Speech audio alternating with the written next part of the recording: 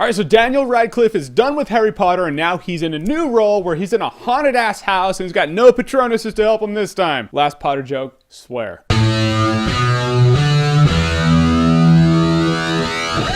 The Woman in Black. Alright, so in Woman in Black, Daniel Radcliffe is this young lawyer, and he's like, I'm gonna do what young lawyers do. I'm gonna go to this town and stay in this crickety-ass house. This house, you take one look at it, and you're like, that's a seedy, that thing is haunted. The entire cast of Ghost Hunters, Ghostbusters, and Ghost Adventures could not put that place back in order. It's pretty bad. And in this house he's staying in is the Woman in Black. Alright, so for the first part of the Woman in Black, I was like, man. I mean, it seemed kind of slow. The movie's building up, but I was like, come on, let's get something happening. And then it relied heavily on jump scares. I mean, crows flying in front of the screen, a cat or whatever. And I was like, all right, jump scare movie that's kind of slow right now. This movie's gonna have to do something. Then lo and behold, the movie did something. The movie started scaring the shit out of me. The jump scares were a little more relevant. You felt like ghosts were just everywhere. It did that thing with the soundtrack where the soundtrack's like, boom, right when something comes out at you. But it did it in a way where it wasn't just when it happened. It's like something's on the screen. It's like the movie knew right when you realized that that was there, then it did that. And that for some odd reason was way more effective. So it's not really a jump scare. And the other jump scares in the movie have an image that just burns into your brain where you're like, yep, not forgetting that. Not for a couple days. And this movie has this segment. The segment felt like 30 minutes long, but I'm pretty sure it was like 10 or 15. This is like the scariest shit. I had goosebumps for 15 minutes. Really effective, man. This stuff worked. And what sets this movie apart from a lot of other scary movies is the camera work. Example, there are creepy dolls everywhere in this mansion. It's like 1889, so there are going to be creepy ass dolls. And whenever they came on screen, I was like, yeah, that's like $100 on Pawn Stars. But it does these close-up shots with these dolls where the face is really clear and everything around it is just blurry. It makes it feel really isolated, like these things are alive. Props to the directing and camera work on that. And even for Daniel Radcliffe's sake, I was glad this movie was effective. I mean, the dude's done with one franchise. He's like, I don't want my career to die with that movie like, you know, Carrie Fisher's did with Star Wars. He was good in the movie. It's weird to see him have a kid, but he has a kid in the movie and you're like,